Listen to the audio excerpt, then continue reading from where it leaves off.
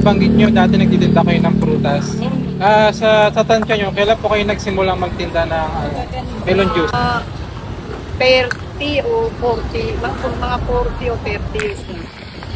Sa mga 1980s or 1990s, ganun. Mga 1990 siguro, kung magkano matansya. Ngayon, yung milon, pagka yung lumalambot na, nag-try akong magtinda ng palanig, nag-click naman siya. Isang araw po, nakakailang ganito, container kayo ng melon na nabibenta? Depende kasi sa oras, kasi minsan late na ako nakakapagbukas eh. Ang gano'n na ganito, sukatan ko 2 kilo asukal. Tapos yung milon naman niya, 10 piraso. Tapos yung pinakakulay niya, yung sabaw ng Sabaw ng melon talaga o yung kinatas? Ganun lang ka-simple yung timpla niya. Anong araw at anong oras naman po kayo nila makikita rito? Depende. Katulad kanina, maaga ako.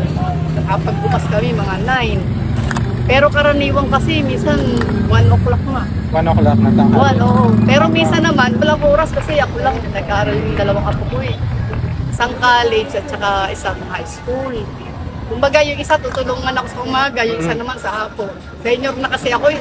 Ako lang yung naghahanap ng buhay. Ako talaga yung pangmasa na masarap na tapos mura pa.